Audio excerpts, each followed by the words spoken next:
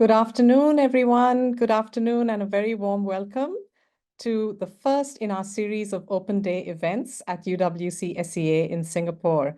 This is the webinar called Admissions Explained, and we will get underway in just a few minutes. Thank you for your patience, and thank you to those who have joined us very promptly. We really appreciate that. It's a bit of a rainy afternoon on this part of the island in Singapore. We're going to give our families who are keen to join this webinar just a few minutes to get on board. And while we're waiting for some more attendees to join us, I invite you to watch a video that will give you a sense of our vibrant community and our exciting learning program.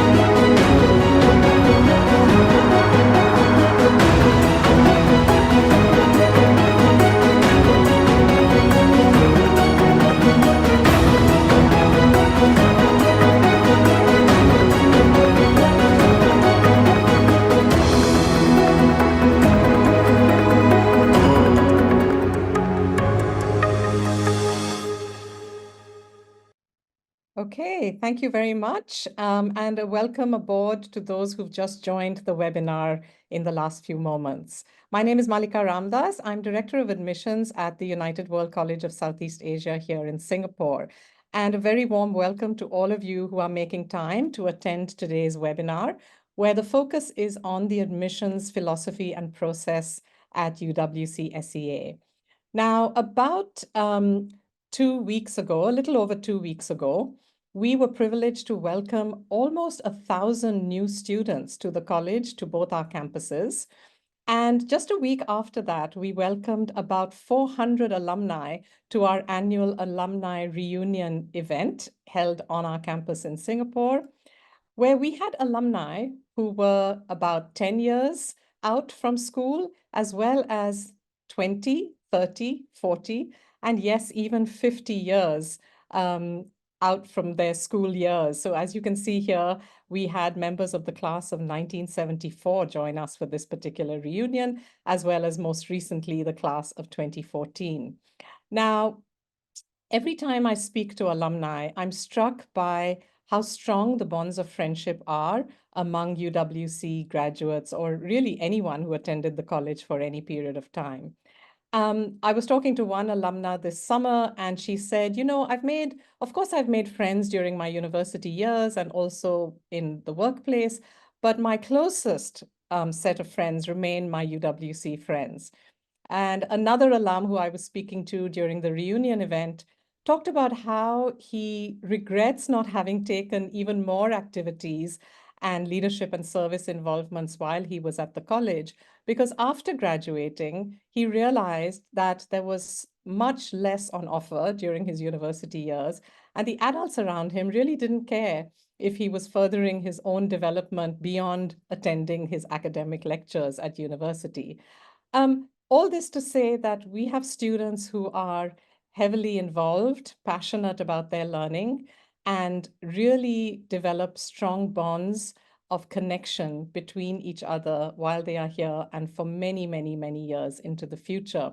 And we hope you'll get a sense of that both through today's webinar, but even more so in the series of events that we have coming up for you in the rest of our open day events.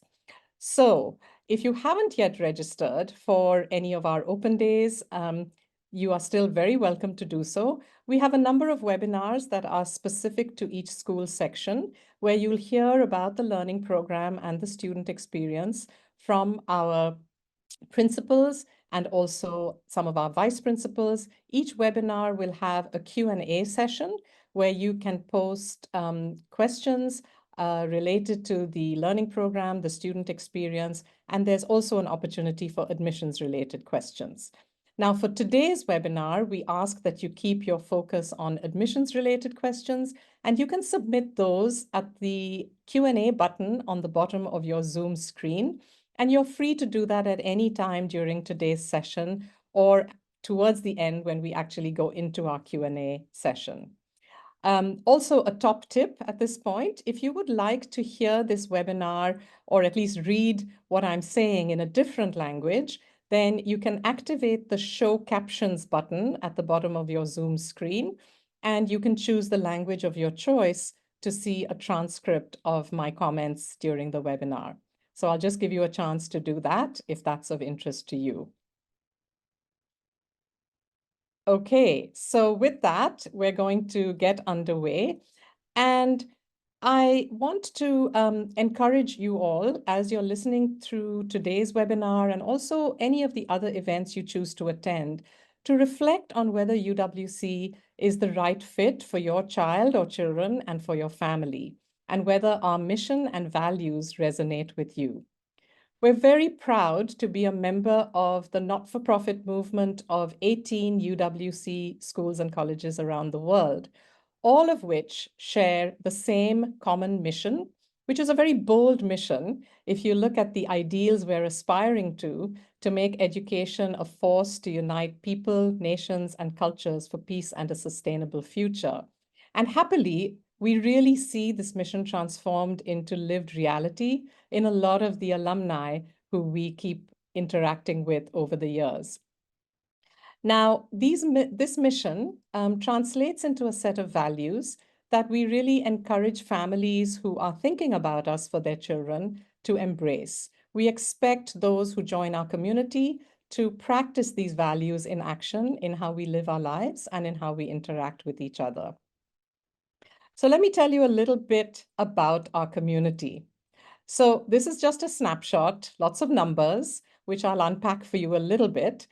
So we have a large community of almost 6,000 students spread across 2 campuses, and they attend school from kindergarten 1, that's age 4, all the way up to grade 12 or age 18 or so. We are home to over 4,000 families across the 2 campuses, and each campus has its own community, really wonderful community within the larger community of boarders. So we have boarding communities on each of our campuses. And some of our boarders are very unique young people who are our scholars. These are students who are chosen by a network of over 150 UWC national committees worldwide, and they attend our school on partial to full scholarships. So we're excited to be able to offer our education to students who would not otherwise be able to access that education. And this connects us very strongly with the rest of the UWC movement, where this is also the case. So as you can see, not only do we have a large number of students, but we also have a large number of staff who support those students in their learning and in their lives in various ways. The student-teacher ratio is approximately 10 to 1. And our students, as well as staff, come from a wide range of backgrounds and nationalities. So we have 118 student nationalities at the college at present, and we have over 80 home languages, distinctly different home languages spoken by our families at UWC. So a very diverse community.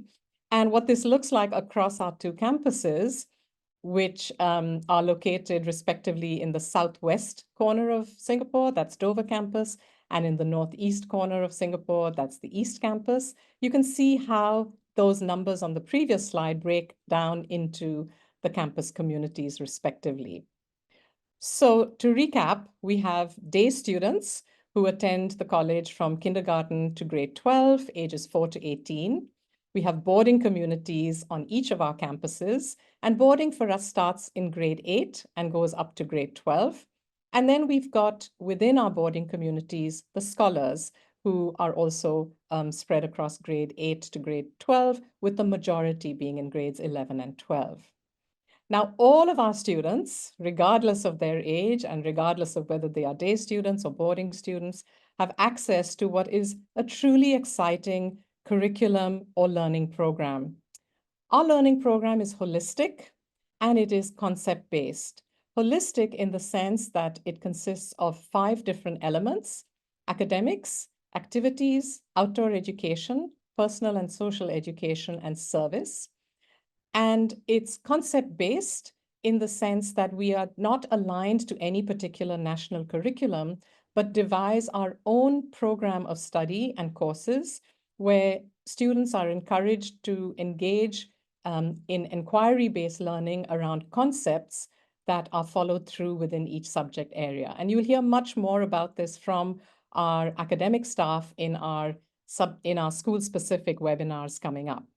So the learning program emphasizes personalized learning and following students' individual needs. So in K1 to grade 10, we offer a bespoke Uwcsea devised set of courses. These are written and taught entirely by our own highly experienced staff across all subject areas.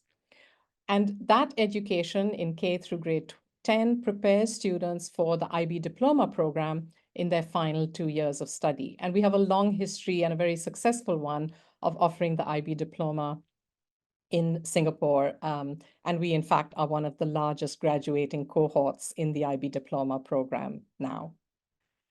So what our size and scale means is that students have access to an exceptionally broad learning program, which allows a high degree of flexibility and individualized pathway creation, if you like, for our students. On the left-hand side of the slide, you can see that we have an increasing number of subjects and courses offered to our students as they progress from the primary school through to middle school and up into the high school years. That's grades 9, 10, 11, and 12. And similarly, the number of languages that we offer also grows as we move through the school. We are a very multilingual community, as I mentioned earlier, and we really believe strongly in supporting students to pursue their home language as well as learn other languages as they progress through their learning with us.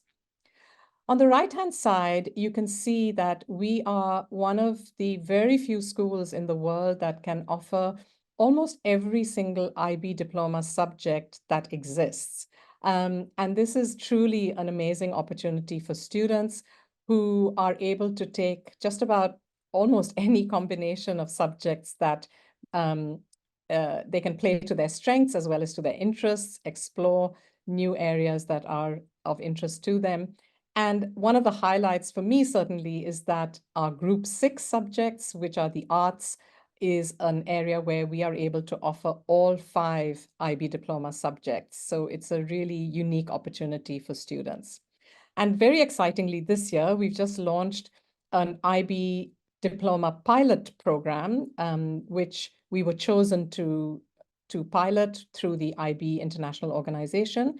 And that is called Systems Transformation Leadership for Change. You will hear more about this in our high school webinar, and I would encourage you to read as well on our website about this. But we are only one of 4 schools worldwide to be chosen to pilot this particular version of the IB diploma, which allows even more flexibility for students.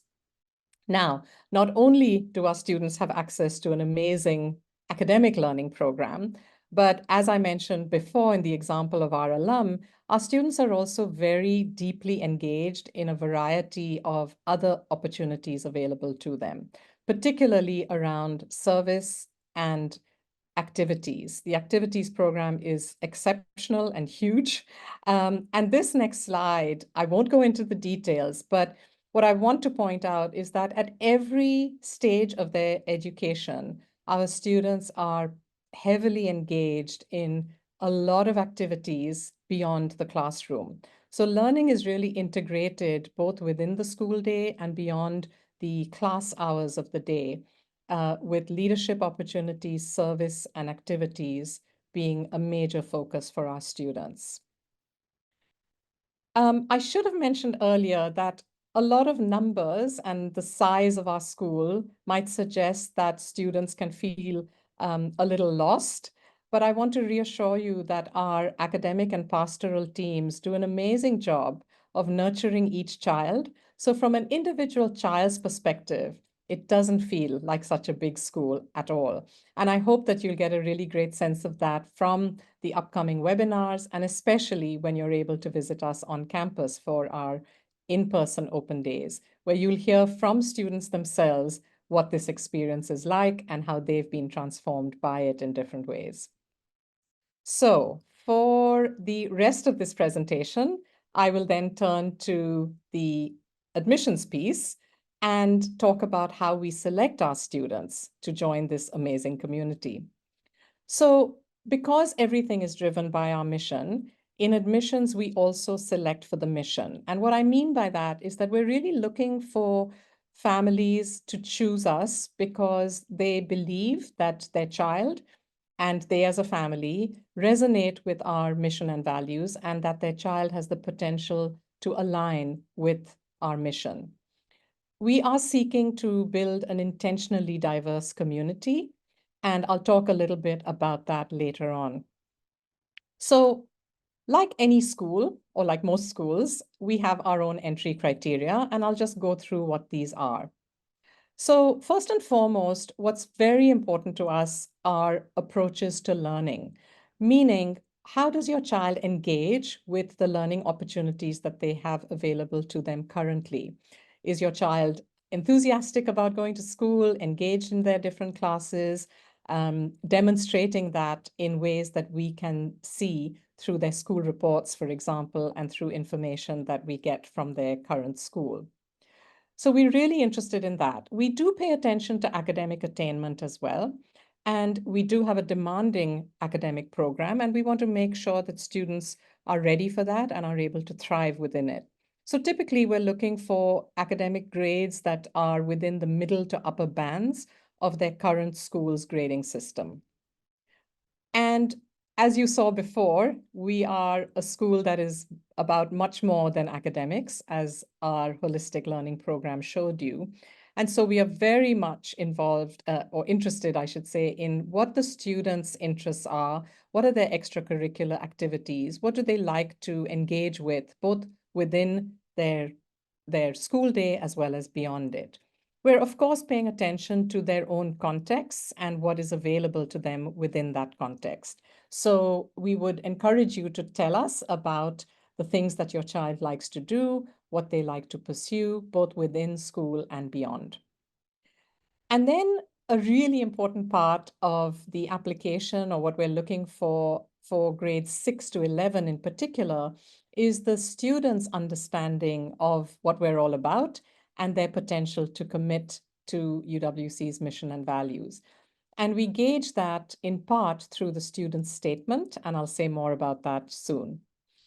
And then finally, for boarding applicants, we really look carefully at their suitability for boarding, and that is also assessed in a particular way, which I will explain shortly. So those are our entry criteria. I will spend a little time now talking about the expectations that we have for English language learners who are keen to join UWC-SEA. We are a school that uses English as its medium of instruction, and we do not offer a bilingual learning program. So it's very important to us that students who join us have sufficient English language background and skills to be able to access the curriculum successfully, perhaps with some English as an additional language support. We do have a robust EAL program all the way through the school.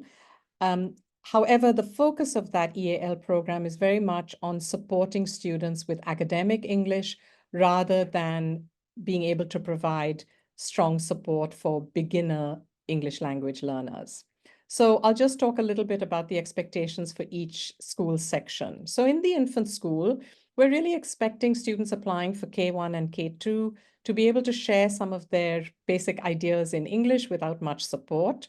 For grade 1, they should have basic literacy skills in English, and typically, ideally rather, developed in an EMI or English as a medium of instruction setting. Then moving on to the rest of primary school, grades 2, 3, 4, and 5, typically we're looking for 2 to 3 years of prior English background schooling, English medium schooling, or other ways in which that level of proficiency is demonstrated. Now, for all of primary school, we do not conduct specific EAL assessments of any kind. We look closely at the school reports, the information that you give us, and if need be, we reach out to the student's current school for more information. And then our teachers, our EAL coordinators, make the determination of whether your child meets our entry criteria, either with some EAL support or perhaps not needing any EAL support. Moving on then to middle and high school. Obviously, as the level of challenge increases, so too do our expectations of sufficient prior language preparation. So for middle school, typically we're expecting about 3 years of prior English medium schooling. This year, we are reintroducing an assessment for all of our middle school applicants. So they will be asked to take an online EAL assessment, which we will send them. And that will help our team and our EAL coordinators determine if they meet our entry requirements for EAL support. And then for high school, similarly, with perhaps an even more demanding academic program, we must ensure that students have sufficient English language background. And again, high school students are expected to take an online EAL assessment, which we will send to them.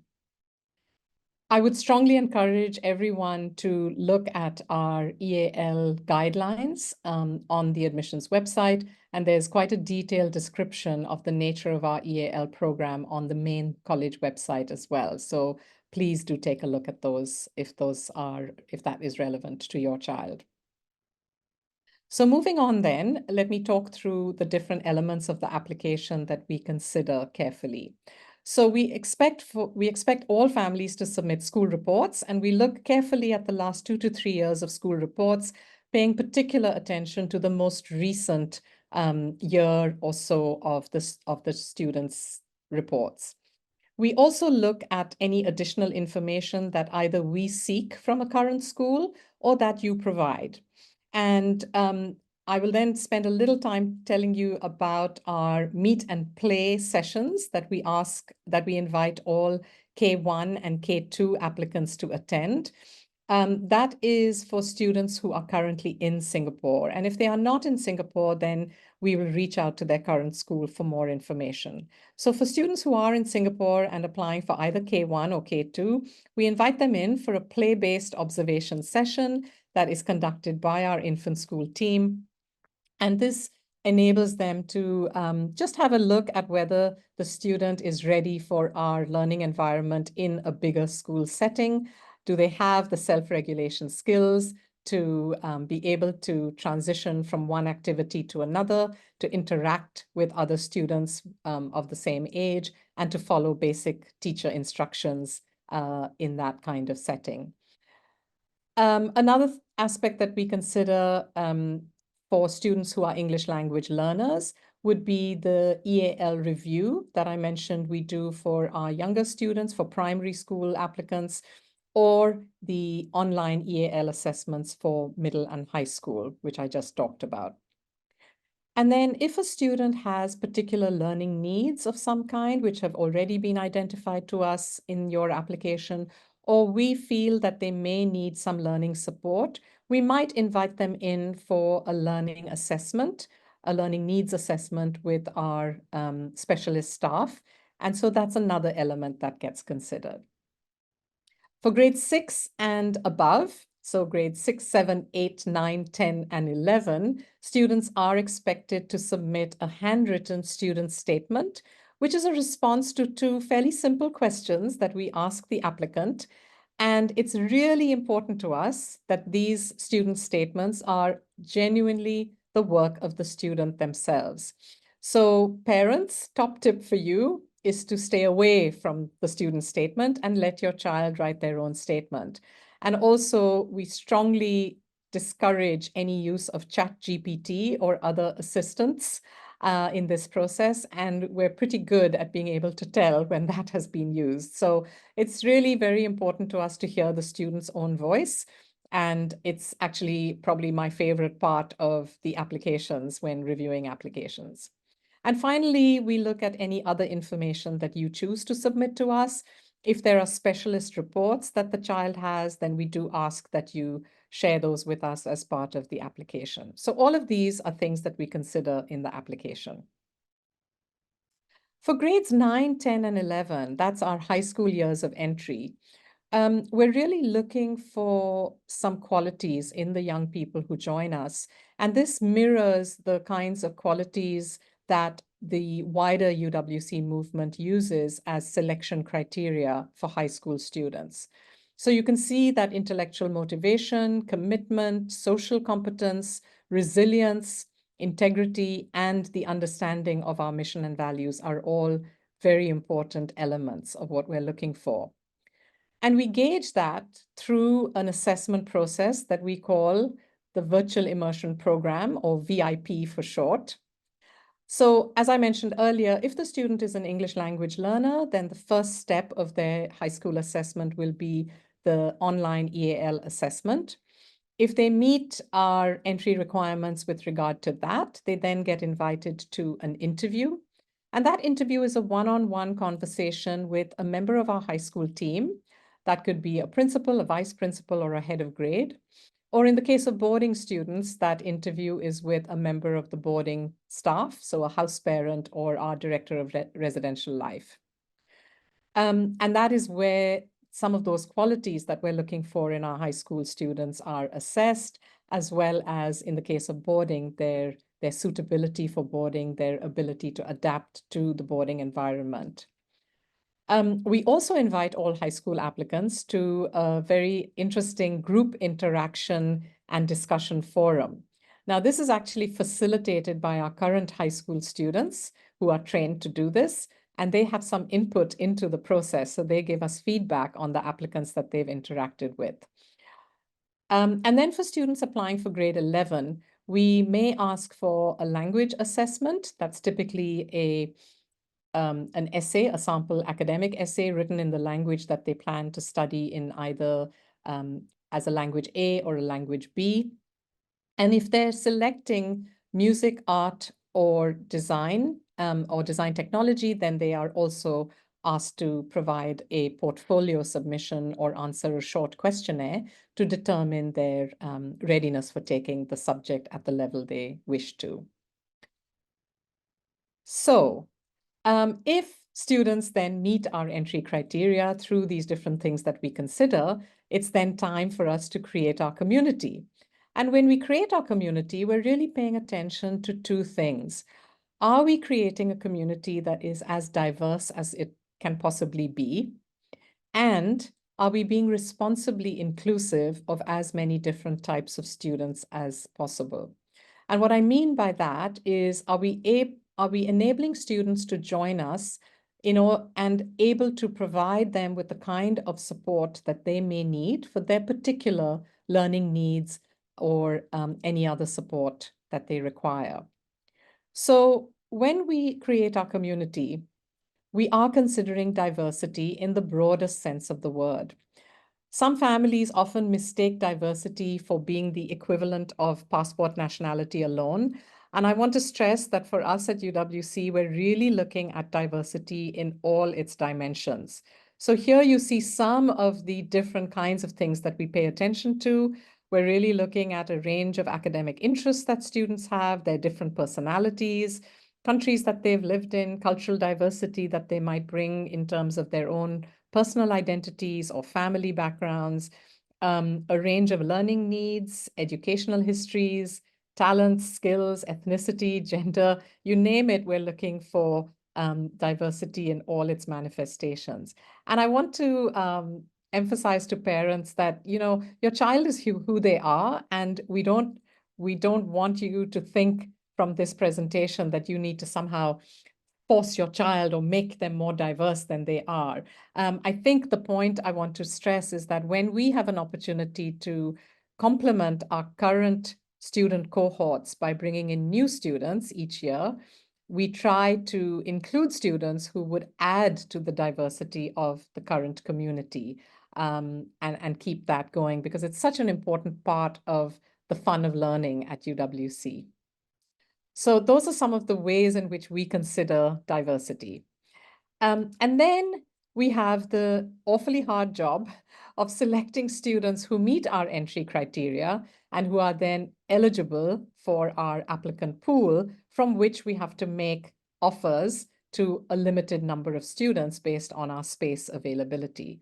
So as I mentioned, we're looking at all those different kinds of diversity, and then we're also looking at different demographic considerations, which do play a part. For example, a student might have a sibling already at the school, or we might have multiple siblings applying together. And so we need to consider whether we've got space in the relevant grades. And again, does that match with the diversity considerations we have in mind for those particular grades? We also pay attention to other, connections to the college. For example, the children of alumni, um, or if we have a returning student, or we also give special consideration to our reapplicant families. So we're juggling lots of different things, and believe me, this is not an easy process, and we spend a lot of time thinking through the offers when we make them. So I want to give you a sense of anticipated places now. And I do want to give you an important caveat, which is that we can only say anticipated, and these numbers are really guesswork at this point. So please do not hold us to this later. This will change because these are based on our anticipated number of leavers for each grade in the coming year, and we simply don't know what that's going to be in reality. But as you can see here, these are the numbers we're anticipating for the different grades at our Dover campus for August 2025 entry. Now you'll notice that K2 says 0 places, which might surprise you. Of course, we offer K2 education. Our K1 students move on to K2 before they leap into grade 1. But we don't actually open applications for K2 at the Dover campus because we don't add a new class section in that grade. So typically we have very few leavers from K1, and we only have those leaver spaces that we can fill. Now you can place your child's name on a register of interest for K2, and we can explain how that works if you're interested. You'll see on the right-hand side of the slide that I say the typical ratio of applications per place is about 2 to 3 applications per place. And that's generally true, but it might be higher or lower in particular grades in a particular application cycle, and it's very hard to predict that right now. And then at the East Campus, a similar ratio of applications to the number of places, and you can see that these are the numbers we're anticipating there. Now, please don't worry, today's webinar is being recorded, and this recording will be placed on our website very soon, within a day or two. So you can always look back at this, and if you can't stay through to the end, or you just want to revisit this material, it'll all be there. Now, you may notice that in the East Campus, we have relatively small numbers of anticipated places for grades 3 and grade 5. And that's because we don't open new class sections for those grades as well. But we do anticipate some leavers from the grade below. And so that's our best guess at this point. Okay, so moving on then, I have exciting news for everyone. And this is now to do with the mechanics of applying. So we've just opened our new admission cycle. We actually opened applications for 2025-26 entry just a few days ago on the 1st of September, which is our traditional start of application cycle date. And we have just launched a brand new family dashboard, as we're calling it, which is the application portal that you will interact with as parents. So we hope that this experience will be more user-friendly. It'll help you connect with your admissions officer, and it'll help keep track of your family applications all in one place. And we would invite your feedback. Please keep in mind that as with any new system, there are sometimes a few bumps in the road. But if you run into problems, do get in touch with us, and we will certainly do our best to troubleshoot as quickly as we can. If you are a reapplicant family, then you will notice that the experience, the interface will feel and look different. But I hope that you will find the new dashboard very user-friendly very quickly. And the good news is that you can still access your previous application from this new family dashboard. And you simply need to go back into that application and then update it for the grade that you're now reapplying for. So when you apply online, what are some of the things that you need to keep in mind? So the first decision you will need to make is whether you are applying to just one campus or to both our campuses, which we call a dual application. And you are free to do either of those, make either of those choices. But we do want to stress that if you are applying to both campuses, we need you to be very clear and sure that you're equally excited about receiving an offer to either campus, because once you accept an offer from us, that becomes your child's campus for the duration of their time at UWC. You cannot transfer from one campus to the other. So do give that some thought. And there's also some FAQs on our website in regard to this issue. I also want to mention that if you're applying for your child as a boarder, that application is by definition a dual campus application, meaning that we consider which campus to place boarding students at, because of course we're paying very close attention to the diversity of the boarding communities.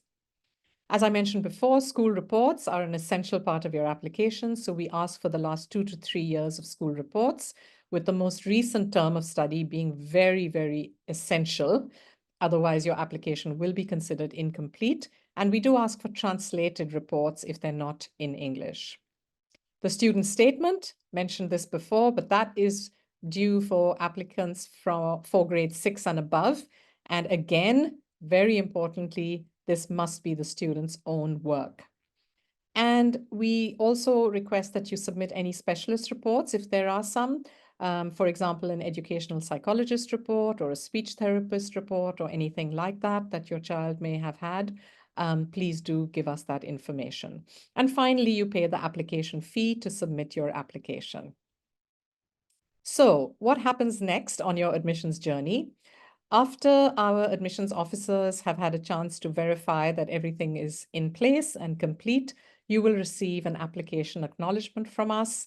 You will then, after a few more weeks, receive the outcome of the application review.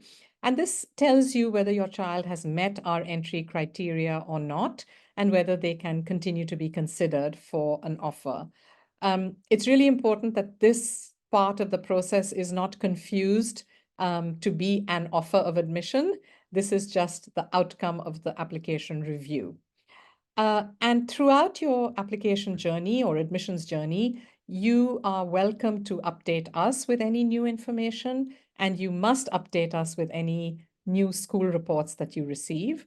And likewise, we will update you periodically with the status of your application or send you reminders if we are missing anything, any documentation, or need any follow-up from your side.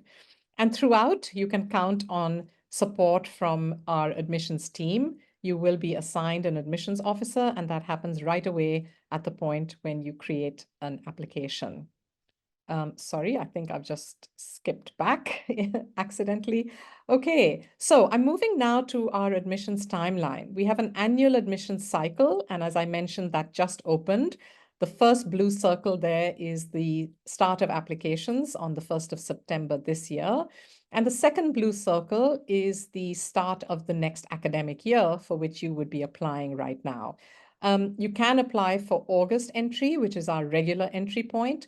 And then you can also, or you can apply for January 2026 entry if that is your preferred entry point. But that is only available up to grade 9. So the 2 blue circles I just talked about. I'm now moving on to the 3 red circles below the dotted line. Those represent our application deadlines, so please pay particular attention to those. The first of these is the 4th of November. That would be the application deadline to be considered for our first round of offers, and that's the deadline for both day and boarding applicants. The second red circle says the 6th of January. And that is the application deadline for the second round of offers, just for boarding applicants. And then finally, the third red circle is the 3rd of February, and that's the second round application deadline for day students. Now moving to the gray circles above the dotted line, those would be our offer periods or our offer rounds. So our first offer round takes place in January, our second offer round in March, and we make offers for all grades, both day and boarding, in those 2 offer rounds. And that's all for August entry. And then from May to July, that would be the period when we make our so-called late offers, which means that we're filling any late space availability that arises after our regular offer rounds have passed. And finally, the final gray circle shows you that we make offers for the January entry point in October of 2025. Okay, so I'll just break this down for you a little bit more to make it really clear. So day offers, K1 to grade 11, round 1 in January, where you have to apply by the 4th of November. Round 2 offers are in March, where you must apply by the 3rd of February, and ongoing thereafter, as I said. So those are the deadlines for day applicants and the offer rounds. Now, one thing I should mention is that if you apply in time to be considered for our first application round, but we're not able to offer you a place in our January offer round, we will continue to consider your child for an offer in our second offer round. You don't have to reapply. You simply keep the application open and let us take another look at the application for the second offer round. So then for boarding, the deadlines are a little bit different. Same deadline for the first offer round, that's the 4th of November, but an earlier deadline for boarding for round 2, which is the 6th of January. So do keep that in mind. And again, a reminder that boarding is available from grade 8 onwards. And finally, coming to January, we have entry available for grades K1, kindergarten 1, up to grade 9. So do note that the only high school entry grade for a January placement is grade 9. And there may be limited subject options available for that entry point. So you can check in with us about that individually. And I think one important thing to note for January is because it's a mid-year entry point, we never know exactly how many spaces we might have because it depends on the number of leavers or withdrawals that we have during our first term. Okay, so it's almost time for me to stop talking at you and for your questions, but I want to conclude by showing you my wonderful colleagues in this photograph. And we will be updating this photo soon because we've got a few new colleagues. But it's a real pleasure to work with our applicant families. We encourage you to connect with your admissions officer once you're assigned one. And this QR code that you can scan right now will take you to a lot of information about both our campuses and our admissions website as well. So I'm now going to stop sharing my screen and we will go to your questions and answers. So just a reminder to place your questions at the bottom of the Zoom screen in the Q&A button. And my colleague Katie Phantom has just joined me on screen. Katie is our Deputy Director of Admissions, and Katie and I will have the pleasure of answering your questions, with Katie doing 2 jobs at once, because she will also be picking up your questions from that Q&A button to pose them to me and in some cases answer them herself. Now, behind the scenes, we've got some other colleagues from our team who are busy answering your questions with links to relevant information on the website. So please feel free to have a look at those responses as well. We will try and get through as many questions as we possibly can in the next 30 minutes or so. So with that, Katie, bring it on. I'm just going to grab a sip of water. Absolutely. Thank you so much, Mallika. So I just want to confirm, I'm going to try and keep these questions just to admissions related questions. And for those who submitted some great questions about the learning program, we do encourage you to attend the other webinars to ask those questions about the learning program specifically. So the first question, Mallika, I'm going to throw to you is about an age grade boundary. Why do we have a different age grade boundary than other IB schools around the world? I'm not sure that I can answer that question, but I'll give it a try. So I think each school, sets its own age grade boundaries, Correct. and we have to draw the line somewhere. Every school does so. And so we have made that determination as, August 31st and 1st September. So it's all based on where your child's birthday is according to those boundaries. And yes, different schools have different age grade boundaries. In part, that's affected by when their academic year starts and the calendar that they follow. So, it's not always the same.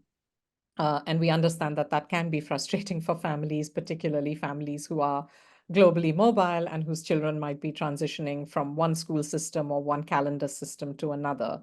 But we do make it possible to consider students in the appropriate grade according to our age grade boundaries. And we do have some flexibility around that. And what I would encourage families to do is to read the the um, uh, the information that we have about age grade boundaries and placements, and how to request, a change if you believe that that's relevant for your child. Wonderful. Thank you very much, Mallika. A great question here, because some schools do follow this kind of admissions process. The question is, do we offer admissions on a rolling basis, or will applications be reviewed just after the deadlines that you have just shown us on the presentation? Yes, that is a great question. So we don't have a rolling application system. We do have, as you saw on that timeline slide, fixed deadlines to apply in order to be considered for our offer periods. And we will make our offers largely within those offer periods. So what that means is that I guess there's some positives and some negatives to that. I'd start with the positives. What that means is that you don't have to. We don't have a first come first serve system, so you don't have to panic in case you haven't got your application in by the time your friend down the hallway of your condo got their application in. It's fine. We will still consider your child's application as just as fairly, just as equitably as we would if they applied 10 days later or 4 weeks later, as long as that's within the deadline for each offer round consideration. I guess the downside is that, yes, in our system, families do have to wait longer for their application outcomes. I think it's fair to say that for some families doesn't work as well for the timelines that they would ideally like. But we want to give as many families a chance, I guess, and so we have chosen to follow this model. And just as a follow-on question to that, Mallika, one family would like to know, what are the advantages of applying for the first offer round, then applying for the second offer round? Yes, that's a really good question.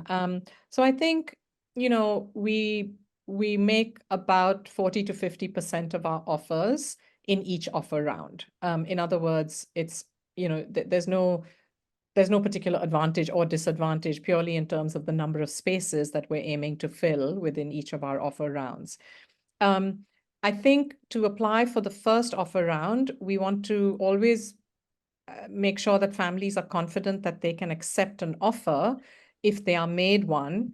So if your plans are uncertain or you just need more time because your plans are uncertain, then I would recommend of applying for the second offer round. Because if we do make you an offer in the first offer round, and if you aren't ready to accept and decline that offer, we will certainly consider you again for the second offer round, but it's not a guarantee that your child will then be re-offered that place in the second offer round.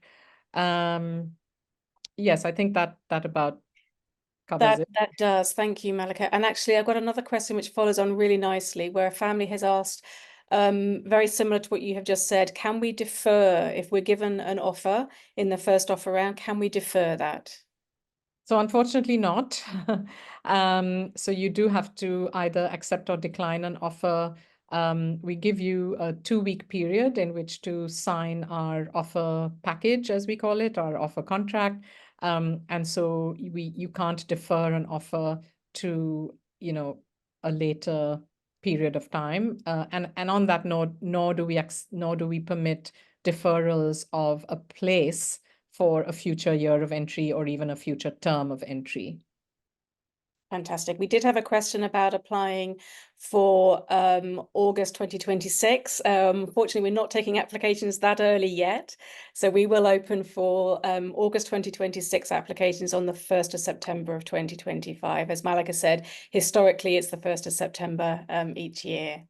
Just on that note, Katie, if a family is interested in a future year of entry, Hmm. would encourage you to put your name on our inquiry. You can add your name to our register of interest, and that way you can stay on our mailing list for future open days events, and then just still stay engaged with the information so that you then are the first ones to receive information about the start of our next application cycle and so on. Absolutely. Thank you. Just taking a slightly different course at the moment. We've got a question about the EAL assessment. When will that occur for, I'm not sure what grade this is. So I wonder if you can just talk a little bit about the middle school EAL assessment and the high school EAL assessment. Sure.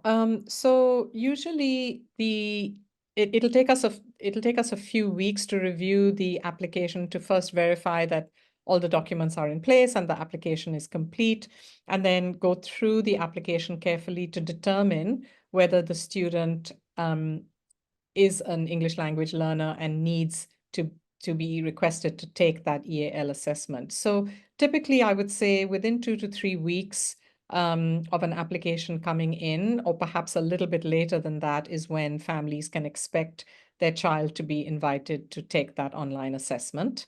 And then we get the results, within a week or two of the student taking the assessment, and then we can determine whether they can move on through the rest of the application process. Wonderful. And we have a question about our meet and play sessions for a K2 family. If the family is not based in Singapore or is traveling extensively during that period when we are offering our meet and play sessions, what would happen to that family's application and process? Right. So for families who are based in Singapore, we really do want the applicant to come in for that meet and play. So I think, you know, that's to address the extensive travel situation.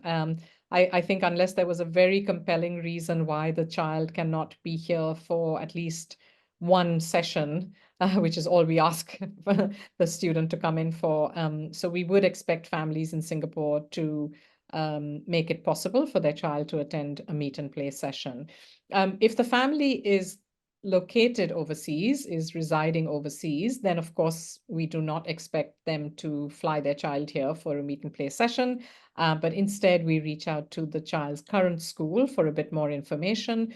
And if our infant school team would like to connect personally with an applicant's teacher, then we might, arrange for a call or something like that. But that's how we would handle that.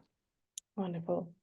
I'm just going to put two questions in one because they're similar situations. So we have a K1 family and a homeschool family. Similar question is that we only have one school report rather than the two school reports, and our homeschooling family has no formal reports in the last couple of years. How would we be able to help those families in their admissions process? Yes, very good questions. Thank you. And I should have mentioned when talking about school reports that, of course, if your child is very little, very young, and applying for K1, then we may not have up to two full years of school reports. And we do understand that. So just send us the reports that are available, and that is sufficient. For a homeschool child, what we would expect is for the parent to give us as much information as possible. And if the homeschooling, and this would affect older students particularly, if the homeschooling has been in place for several years and is actually supervised by an authority of some kind or supervised by a particular teacher, we would expect some reports to that effect as well. Thank you for that. A quick question about the single campus versus both campus applications. I wonder whether you could just give us a little bit more information about what is the benefit of applying single campus or dual campus, and is there any sort of major differences between that process, and does a student get assessed in both campuses if they're applying dual? Just a little bit more information around that. Certainly. So let me start by saying that we're very lucky to have this wonderful community spread across two campuses. What we would say is that if you are interested in a UWC education, then please consider both our campuses. And that's why we have a lot of these open day opportunities. We really encourage you to come and take a look, experience what we offer, and understand that the core of what we offer is exactly the same on both our campuses. Campuses always, generate their own buzz and their own particular vibe or feel, as well as tradition. So there are those kinds of differences, but the educational program, the spirit, the kind of communities we have are really very, very similar. So I want to start by saying that. Now to the specifics about how you should apply and what factors might be involved. I think if a family lives very close to one campus and perhaps location is one of the driving factors for their decision making, particularly when it's very young children that you're applying for, then actually it's better to make a single campus application for the campus which is your clear preference. So if you have a strong preference, then actually we would encourage you to apply just to the campus where that you prefer. If you really don't mind which campus your child attends, or I would put it even more positively, if you're equally excited about your child, about both campuses, then there is an advantage in some respects to applying to both campuses because it allows us more flexibility to consider your child for a larger number of total spaces available for that particular grade. And so it gives us more flexibility. And if you are neutral or equally excited, as I would put it, about the two campuses, then that's a win-win for you and for us. And I guess just a reminder that for boarding, you don't have a choice. That is by definition a dual campus application, and we make the decision about which campus to offer. Likewise, I should say that even for day students, if you choose to apply as a dual applicant, we make the decision about which campus we offer your child a place at. You can give us a preference and we try and keep that in mind, but we don't guarantee to meet your preference in terms of which campus we can offer. So I hope that's answered that question. Absolutely. That's wonderful. Thank you. We have quite a few questions about our meet and play sessions, approximately when those meet and play sessions are in our calendar. I wonder if you can just give us a little bit more information about those sessions, Mallika.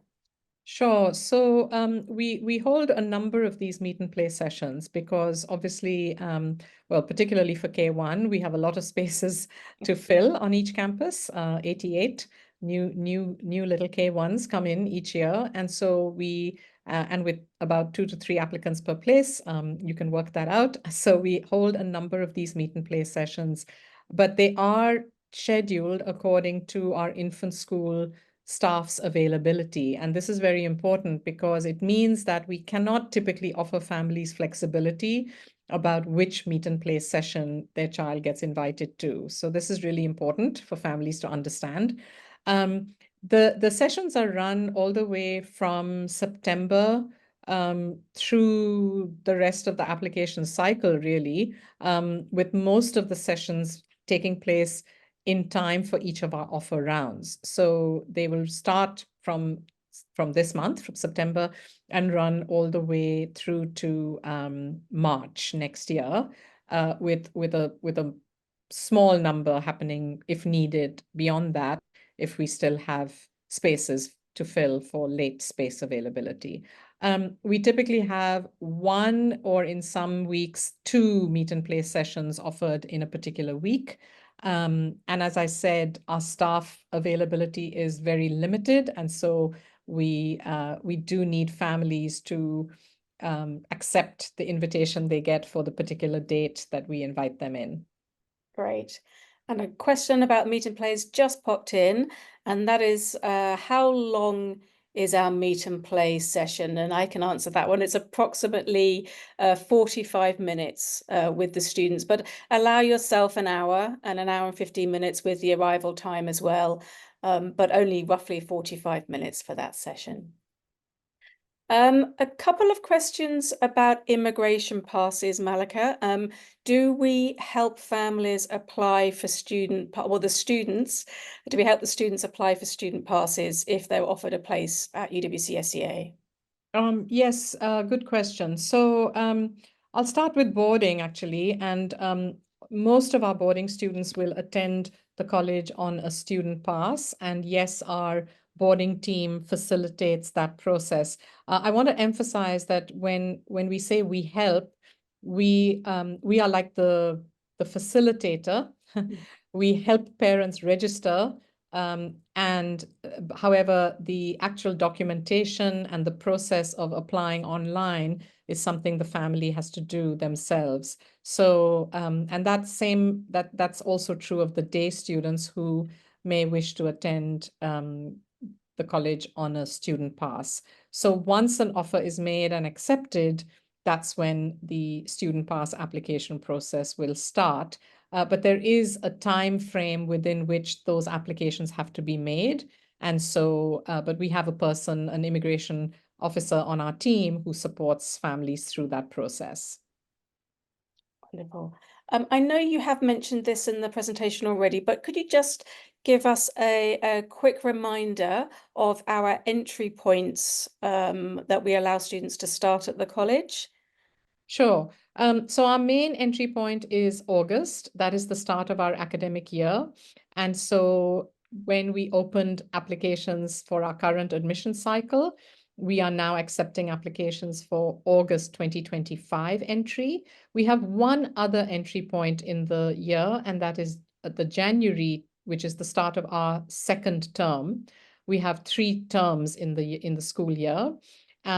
But the January entry is an option only up to grade 9, so K1 to grade 9. So that's important for families to remember. And the other point I think I made about January entry is that there's much more limited space availability for January. And also it's unpredictable because it depends on the number of leavers that we may have during our term 1. Great, thank you, Mallika. A question about moving campuses. A family has asked if they start at one campus and then they happen to move in Singapore to another part of the island, can they then transfer to the other campus? So unfortunately, the answer there is a no. We keep the campus communities. We're trying to build cohesiveness within each campus, and connections between different grades. And it's very disruptive if we have to transfer students back and forth depending on where their family moves within Singapore. Fortunately, Singapore is a relatively small place, and especially as students get older, commuting is really not an issue. We have a bus transport system, a school bus transport system, and as those families who have been in Singapore or who are in Singapore already will hopefully know, the public transport system in Singapore is also excellent. I think it's very important for families to pay attention to this, though, which is that regardless of where you choose to move, once your child has accepted a place and started at the college on one of our campuses, they cannot transfer to the other campus except under very exceptional circumstances, which are explained in our terms and conditions. Thank you. Wonderful, thank you. I'm going to address the elephant in the room because we have quite a few questions about this. The question is, we hear that the Dover campus may move to another location. We've had quite a few questions on this. So Mallika, I wonder if you could just give a quick answer to that question. Certainly. So uh, I think what we can share with you is exactly what we know, which is that the Dover campus lease does expire in the year 2030. And we are currently still waiting to know what will happen thereafter. There is the possibility that the Dover campus may not have its lease renewed on the current site, in which case, yes, we will have to move. We do not know where that might be, where the relocation might be to, but we hope to have more concrete information to share with our internal community as well as external community within this term, is what we've been told. So that is the best that I can tell you right now. I want to emphasize, though, for families who are perhaps concerned about this, that and I hope you get a really good sense of this when you visit our campuses. For us, the UWC education is about the people who make up the community and not the buildings. We have lovely buildings, we have great facilities, we have lovely locations, but that's not what the school is all about. The school is about the human beings in it, and I think you'll really experience this, I hope, when you visit us.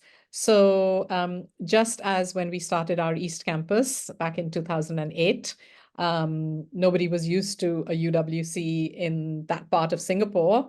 And now it is a firmly established, you know, presence in that part of the island. So we will be successful wherever we go, is our belief. Thank you. Wonderful. Thank you, Mallika. And on that note, I would just like to thank everybody for some fantastic questions.